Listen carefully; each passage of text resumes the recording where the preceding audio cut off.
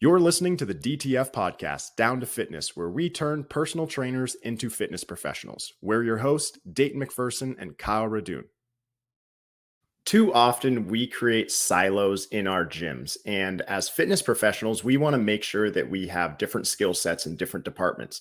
Oftentimes it's personal trainers versus membership consultants versus group exercise, and we want to learn that large skill set so we can jump into those departments where needed, because the people that learn all those skills will be the most successful fitness professionals. And if you ever want to own a studio, you're going to need to learn all of those skill sets. Today's episode, we will be talking about how to conduct a membership tour, which is typically how you'll meet that prospect for the very first time. So what's up, everybody? Thank you for joining the podcast today. Kyle, as always, good to see you. How are you?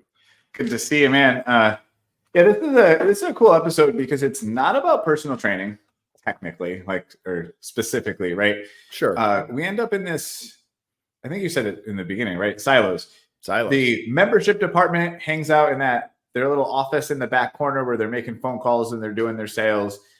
Trainers, as much as I'm biased, think we run the joint. Yeah. Don't tell anyone. You got your front desk folks, you got your group fitness instructors. The instructors come in and out, maybe even like the back door. You don't even know them. They come in one time a week. There's 30 different instructors. Inside of a gym, there's these departments and they do not ever cross over. Some of the best personal trainers that have ever existed are the ones that found ways into all the departments. We just talked with Chelsea about group fitness and your ability to build your business as a trainer by going in and getting involved in that department. So why not step into the other most important department in your membership? Because if you have no members, you have no clients. Mm-hmm. And so it's a really easy thing to hybrid, and it makes the most sense. But for some reason, trainers tend to avoid it and be like, oh, no, that's the membership job. Well, guess what? If anyone's ever experienced working in membership, and I'll get ahead of myself here, very commonly when they sign up their members, those members look at the membership person and go, can I train with you? And the reason is that membership person built up a relationship, took them on, showed them the tour of the gym, made them excited about working out, so much so that they signed up. And then they wanted to work with the person that introduced them to the gym. I say all the time, we don't care. Your clients don't care how much you know until they know how much you care. Mm-hmm. That membership advisor just showed them how much they cared about them, getting them healthy and fit. So they were signing up for personal training with them, even though they're not even a personal trainer. Yeah. So to me, that highlights kind of the importance of getting involved in membership. And if you want to be went on a little rant there, but this gets me fired up because I got out of that corporate area and into a studio, and I had no problem signing people up for memberships, but trainers hate this stuff. Mm-hmm. So it's like, let's kind of break it open, break it down. And you're actually work alongside a really big, successful membership team, and I'm on my own in the studio. So I think this is an episode where you could kind of kick off, lead from what your experiences are. Well, what I just wanted to remind everybody about was that my facility that we had for, 12 years closed down in 2020, and we opened up a studio with the personal trainers as the only staff. So we were the ones that were having to sell memberships, and still it's been almost 3 years.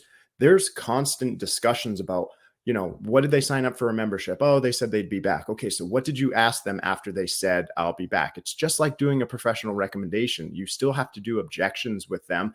But as coaches, we just get into coaching mode. So we know how to overcome personal training objections, but we don't know how to overcome membership objections, even though they're probably the same exact damn things. It's just this mindset. So for my 6 coaches that I have, cross-training them into membership to be good membership salespeople has, and this is nothing against them. It's been a challenge. It was new for me too. I had to learn how to do it. And, my head coach yesterday was on the phone with somebody, brand new member. We haven't booked his consultation yet on the phone. He hung up the phone. I was like, did you book the consultation? He's like, well, no, I didn't. And I was like, all right, here's what I should have you say next time. He was like, yeah, you're absolutely right. So it's a lot of discussion for us about how we can make the experience better for the individual that's coming into our gym. So we're going to go through some of those things as if you had a walk-in or a pre-booked appointment come in for a tour of your membership or a tour of your gym for a membership. The first thing is probably the easiest damn thing in this whole thing. Ask them what their name is.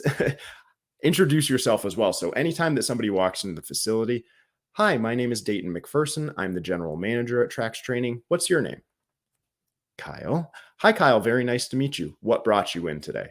That's the opening statement that you want to do. We talked about it with the Healthy Start as well, or sorry, consultation. Healthy Starts are in my brain because working at Health Tracks, but your consultations, you want to know people's names and use them often because the same part of their brain lights up when they eat chocolate or drink alcohol as when you say their name. So using people's names is important, and make sure you know their name too. Don't use the wrong name. That's an easy one as well. So yeah, they get excited when you say their name, yeah, and they get really upset when you say the wrong name. Yeah, they do. So after we do that small introduction, the next thing that I always have people do is just fill out a guest waiver. It's liability because you don't want anybody coming in and tripping on anything, getting in anybody's way. But on our waiver is also their phone number and their email too, so that we can contact them later to follow up with them if they do not register for the gym. And that's important to us. If you come in and see our facility, you are going to get a follow-up within the next day or two, just because that's our job. We want to ask you how your experience was. What questions did you have about the facility? If you chose not to join with us, I'll straight up ask, like, what made you decide not to join with us? Or why did you go and join the gym down the street? Most of the time it's cost. So we didn't do a good enough job at displaying our value to them. And we'll discuss that as well as we get going here. So intros and knowing people's names is your first step. Always is, right? So, you mentioned the guest waiver. So in a corporate gym, this is pretty much commonplace. I don't know if insurance companies actually require it or if it's just gym owners taking that extra level of caution. And if you own a gym, being sued sucks. So sign the extra waiver. That's totally fine. Yep. You don't have to take what I was about to say too seriously. But in my studio, I already have your name and your number and your address and all the things I needed to book your appointment, and I'm insured. Yep. And because I'm the one that created my policy and I pay my policy, I know exactly what I'm covered for. And the truth is, if you walk through my gym and trip over yourself and break your nose, that's your damn fault. So I'm very confident that I don't have to go through some of those paper waiver type stuff. If you work at a sit-up fitness or sometime fitness or a world fitness.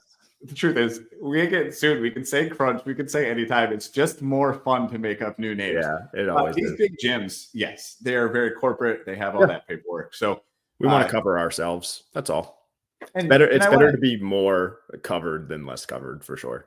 Exactly. And so if you're in that, if you have that waiver and you have other information there, this is just another form that I'm walking around with to remind myself of their info. Dayton, you just said like your name. Well, if I don't have the name written on something, like for a fitness consultation, I have your name, I have all that info prepped for you before you come in. Maybe on the membership side, this is where you wrote it all down for me. So now I have it in front of me. So when I'm halfway through my tour and I forget your name was John, I can go, John, absolutely. Right. Because we've talked about this before. My memory is. Mine too when it comes to names. So that's important for us. So the next point that I want to bring up is slow down and take a breath. Too often we get into this and we just want to walk around the gym with them and be like, the Kyle's like, that's me. If you're not watching, hit me. I'm like caffeinated to the max 24/7. So even right now. Yeah. Most of the time, membership sales will just be like, here are our dumbbells. Here are our treadmills. Here are this, here are that. And I will be the first to tell you that no one gives a damn about your treadmills and your dumbbells. People come to the gym for the people, not for the equipment. You could have the worst equipment in the world, but the best staff and team members and people will stay with you for a long time. Your gym could be dirty as hell and you've never cleaned it before, but if you show passion to people, they'll stay for a long time. No one cares. No one cares about your $10,000 treadmills. No. And this is something that big corporate gyms do. And I think when you're new in the business or you're starting a new company, you think, oh, I have to do it this way because the big multi-million-dollar gyms are successful in this. And well, they also have the cash flow to do it as well. And I don't want to get down this rabbit hole of like the corporate gym model, but the corporate gym model doesn't care if their members show up. No. So this is a different conversation.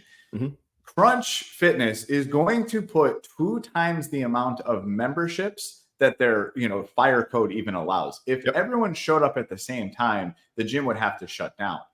These $10, $20, $30 a month gym memberships, their goal is that 30% of them never show up and use the facility.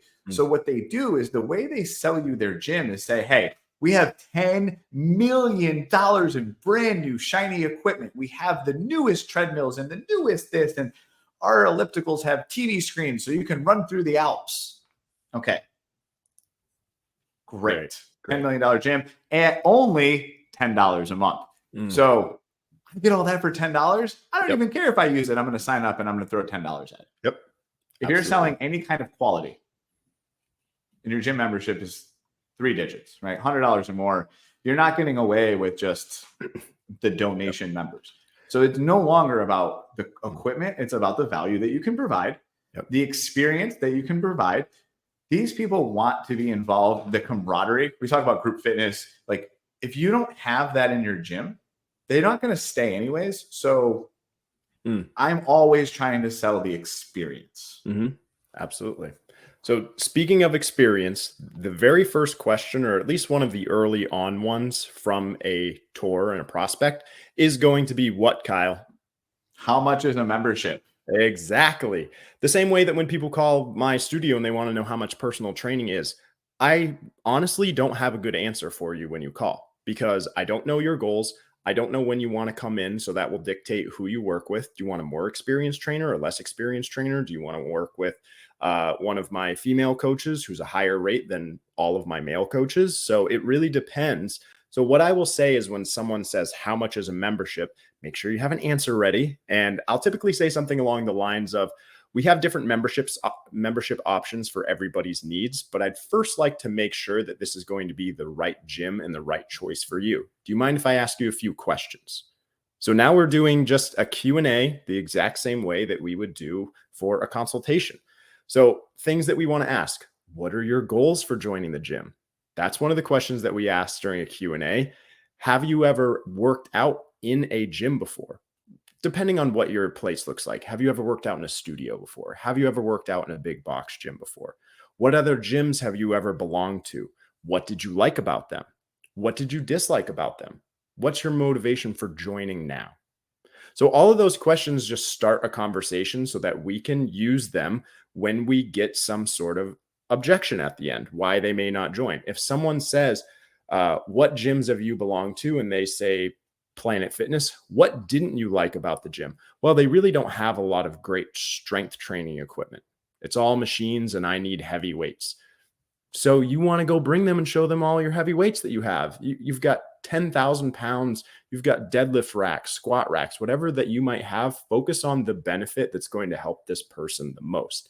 Just like when we're doing a consultation. It's the same dang thing, but since we don't have a piece of paper in front of us and we're asking them these questions, they're all up in our head and we just have to memorize them, what may be, the most critical things to ask these individuals. So there's the next thing. Slow down. They are going to ask about membership, and make sure that you have a couple of those questions ready. And I'll read them off again to you if you want to take some notes. So we've got, what are your goals for joining the gym? Have you ever worked with a fitness professional before? What other gyms have you belonged to? What did you like about them? What did you dislike about them? What's your motivation for joining today? Today is an important little word that's in there. Yeah, you are assuming that, yes, they are going to buy this membership. We are going to start today. And we're, that's your assumptive close, right? You're assuming they will make the sale and you're moving right on. Yep. So, I mean, I think it's so important, and I just talked about the equipment stuff. But now what I would kind of transition right into is having them touch and use and feel the equipment, because I want them to get an experience of what it would be like to be in our gym working out. It's hard sometimes. They come in after work, they're in like a suit and tie, and you're like, okay, well, we're going to be like really clean and formal. But most of the time, they're going to come in with loose fitting clothes, get them moving, get them on a piece of equipment. There's something about that touch and feel that makes you want to be a part of the gym. You mentioned just now part of their goals. Well, if they're strength training, and you mentioned you have deadlift platforms. Well, most gyms don't have deadlift platforms. So this powerlifting strength person that comes in is looking for that. I am running them right to the weight room. I am showing this university level deadlift platform wall of racks and this beautiful thing that they're going to get excited about because that's their passion. And now I've shown them that our gym is the best place for them and their goals. Right. Now, if someone comes in and they go, I like boot camp classes and Zumba, and you take that member and you walk them into the weight room and brag about the deadlift platforms and all the squat racks, it's not going to work the same, right? No, it's you not better take based that group on fitness person and show them that badass big room with the giant stereo system and all the equipment, right? Because it's not based on their needs and what their goals are. We want to base everything on why this person walked through the door. That's all. If you have a pool in your facility, which we do, and you ask them if they're interested in the pool and they say no, don't walk them to the pool. I don't know how to swim. Let me show you our pool.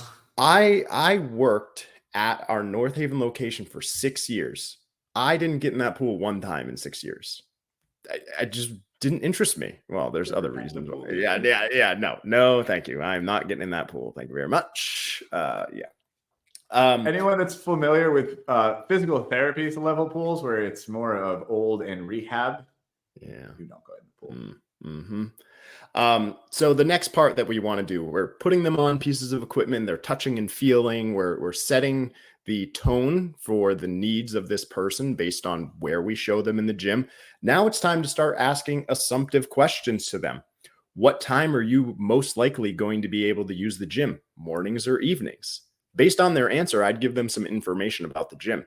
Oh, typically mid-morning between 9 and 11. Oh, that's great. That's when it's the most quiet around here. So you'll have free range to use all the equipment that you want. I know that you said you were interested in group exercise. What classes would you be taking at our gym? And like Kyle said, Zumba and boot camp. Great. You had mentioned that you like small group training. We do have small group training. We have about 20 classes per week. When we get you registered for your membership, I'll be sure to sign you up for a demo of one of those small group training classes of your choice.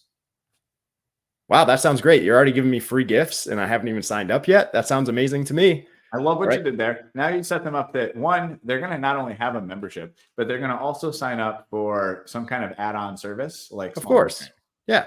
You can do the same thing with your complimentary consultation. If I'm a personal trainer and I'm giving the tour, one of the added benefits of your membership when you join today is that you do get to meet with one of our coaches. During that appointment, we'll go through X, Y, and Z.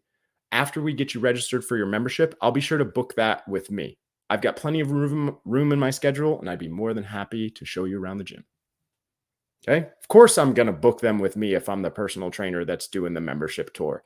That's what I never understood about why personal trainers aren't sitting right at the front desk. If you have like 20 minutes of free time, you've got people walking by and scanning in. If you can't book a couple of complimentary consultations or any of the membership team that's up there giving tours or sitting down in their office, they just registered for a membership. They're going up to the front desk to grab their key tag or register them in the computer. You are right there. You're a brand new coach. You have the most availability, and that membership consultant should put them in your schedule.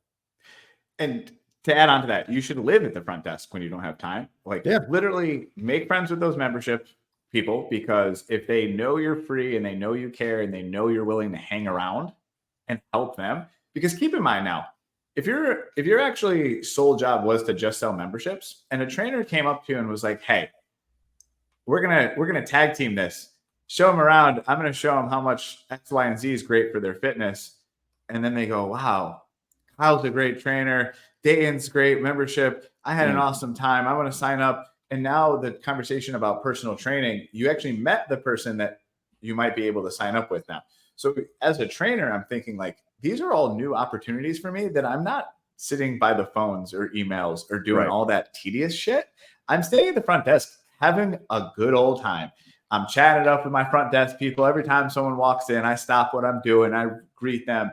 Some gyms have like a towel or whatever. And I'm having that because now when I can set up these membership consultants, the membership people are going to put them right in my schedule every single time. Yeah.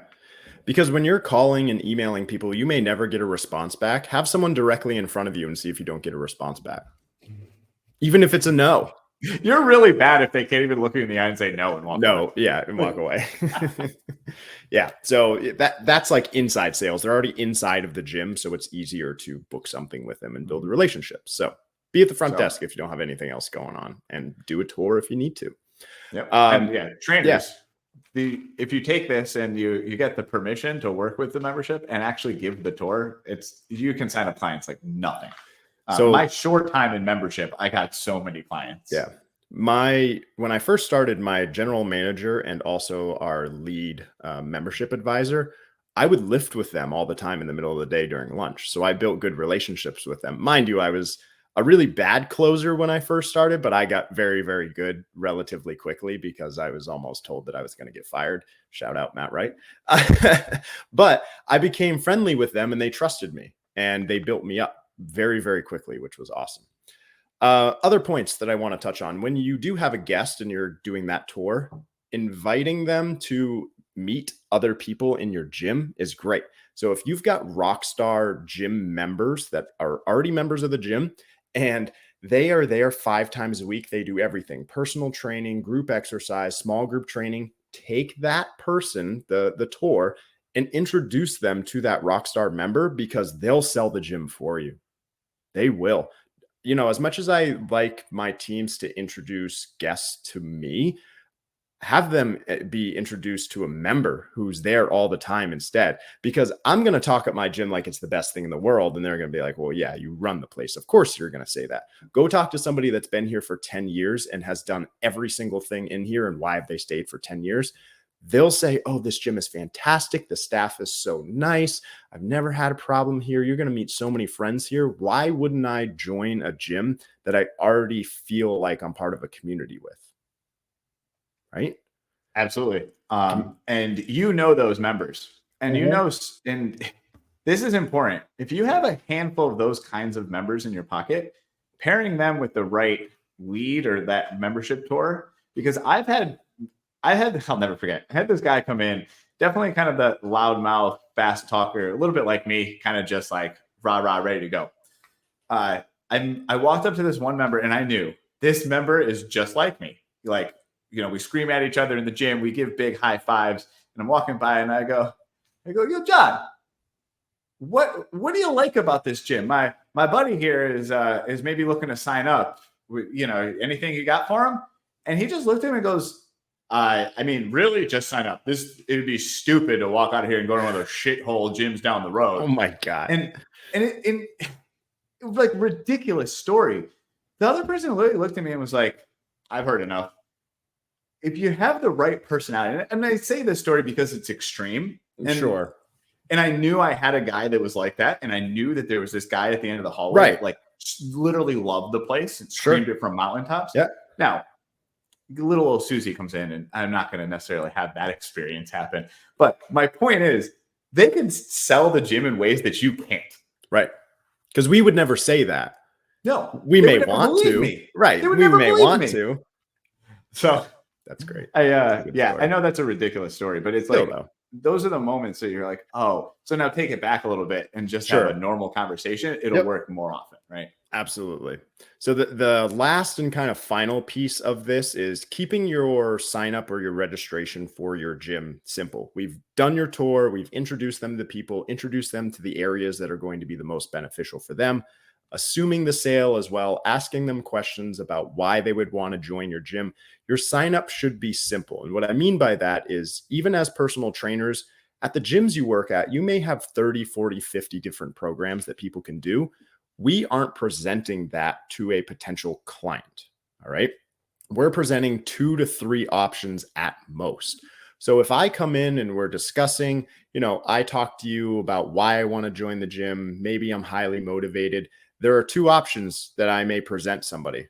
Okay, Dayton, we have 2 options for registering for our gym. Option 1 is a standard month-to-month membership. There is no enrollment fee, and your commitment is only 30 days at a time. You do not have to pay today. You will begin paying at the end of this month, And then 30 days from now, if you realize that this is not the right choice for you, you can send us a cancellation form and we can cancel your membership. However, you did tell me that you were highly motivated and this was a good fit for you. I'm recommending that we do our year paid in full option. When you do this option, you pay for 10 months and you receive 2 months free. So you're essentially getting 2 months extra. Which option do you think would work best for you? And then you're quiet, just like when we do a professional recommendation. So at my facility, I think that we have 8 different options with membership. We've got month to month, paid in full. We've got a 6-month. We have a young adult membership. We have different corporate membership options as well. We have different discounts, like if you're a member of this or a member of that. But depending on the conversation that I have with the person in front of me, 2 choices is what I'm going to make in my head and then present those 2 choices to the individual, register them for that, have them register for the agreement and move on. I have one more thing. There's something important that you touched on there is when we talk about selling personal training, Yeah. We always talk about the which close, which you do still do a which close. But before that, Yeah. your program options. In PT, we try to tell you to keep your options to a minimum. So you have a few different things to choose from. Mm-hmm. This is very different in membership because membership options can be much more categorized, I guess. Mm-hmm. You have family memberships. Well, if I have a single person that comes in, I don't have to worry about that option because this person they're not interested in a family membership. They're going to be the paid in full for the year for the 2 free months or go month to month. Right. That's still technically one option and this or that. Yep. So when you have a family come in, even though you have 20 membership options, there's only one membership option that you can really choose for your family. So now I'm telling you, we have a family option. You can choose to include your kids for group fitness and pool or not. Right. It's still one or the other. So we also have couple memberships at a lot of our gyms. So if a couple comes in, I'm still going to present 2 single memberships or a couple membership to them. Why do you think that I would do that, Kyle? Well, I mean, there's the funny one, which if they break up, they still have 2 single memberships and you don't have to worry about losing your couple. Oh, okay. All right. I wasn't really thinking that. I was thinking about that they would be able to visualize the savings of doing a couples membership or the option of maybe one of them falling off if one is unmotivated. Not that they're going to break up tomorrow, but yeah. It was a joke. One of them always stopped working out. Right. So they break up from the gym or not. But oh God, this is a relationship podcast now. The couple membership really locks both of them in. And then the single memberships allow one of them to bail. To stop. Right. So I think this is a situation where you can kind of learn that from your tour. If you have like the one that's like leading the way. Now, what I would ask you, because you have more experience in this, is it better for you to sell the couple membership or the 2 singles? I don't have a good answer for that because I believe that it is up to the person that's in front of me. It makes no difference to me. Yes, do I lose $20 a month because they chose couple rather than individual? Sure. But I mean, I got 2 memberships out of it or 1 couple membership. Maybe I wouldn't have seen them if I didn't offer a couples membership. Most gyms offer month-to-month singles, month-to-month couples, and month-to-month families. So we have to have those options for people because they can drive 2 minutes down the road and go to one of the other gyms and get those options. So I have to have them available in my wheelhouse for them to come in. So it's whatever option works best for them. It truly is. I think the last thing that I want to touch on, Kyle, before we wrap this one up is that very often after I'm listening to tours, people walking around doing all the right things, they'll ask, do you have any questions, comments, or concerns, something like that about the gym? The person will say, no, I'll think about it. And then they'll just walk out the door and they don't even ask for the sale. So a crazy number of sales people do this where they don't actually ask the customer to buy. It's that awkward moment that you're trying to avoid, just like sometimes when personal trainers will ask like, hey, do you want to do this? No, that's okay. All right, see you later. If you come across as like a sincere person, you built a case for why the gym is the right fit for them to meet their needs, it should be natural. If we ask the right questions and they're like, yeah, this is a really great gym. Okay, Kyle, you said that this was a great gym. I'd like to discuss with you what entails our membership. I have two options that would work best for you. We've got a single prepaid, and you're also getting married, correct? Oh, yes. Yeah, I was. So I didn't know we maybe. were role playing. No, I don't know. So maybe we put you and your wife on a couples membership as well. What do you think about that? And then obviously Kyle would say something. Yeah, sorry, I didn't tell you that we were role playing. I should have just done my voice You had like me. You had Kyle. me hanging at the edge of my seat. I leaned Sorry, in and I was sorry, like, my "Ooh, what's he bad, gonna my bad, say?" my bad. So yeah, I think that asking for the sale, just like we talked about during the consultation, doesn't get done enough. And again, you have to be brave and bold to ask for the sale, or it won't happen. You want to review real quick, and then we'll wrap this one up. Just some important tips. Yeah, I would say run down The list. top pointers here. Sure, absolutely. So number one is you should be involved in membership. You should be involved in as much as you can inside of your gym. When a tour comes in, a walk-in, a pre-booked appointment, whoever that it might be, know their name, slow down. They will start to ask you about prices right away. Tell them that we have different membership options and you want to ensure that this gym is the right place for them. Then you can start asking them some of those questions. What's your motivation level? Why did you decide to come in today? All those great questions. Have you belonged to a gym before? What'd you like? What'd you dislike about it? Go ahead and have them touch and feel equipment that they would utilize. Don't bring them to the pool if they told you that they don't know how to swim, like Kyle said. Make sure they can touch and feel the areas that they will use in their gym. We also want to go through assumptive closing. What time of the day will you be working out here? After you sign up for your membership, we'll be sure to book you with our complimentary consultation with one of our fitness professionals so that they can help you reach your goals. Introduce people to other members of your gym, those rock star members. Keep your sign up simple. 2 options is really all you need to present with them. And make sure you are presenting. Ask for that sale, and more members will join your gym. That's all I got for you. It seems easy, but just like anything, you got to practice it. And the more that you practice, the better that you will get. Closing percentage will go up. You'll have more members in your gym participating in personal training, small group training, group exercise, and then they'll go out and tell their friends to come join too, and you'll get referrals. And then you'll make $1 million a year. Right, Kyle? Done. All right. Awesome. Thank you for joining, everybody. This has been, a fun and different one, but I'm glad that we touched on it. I hope you have a great week. See you next time.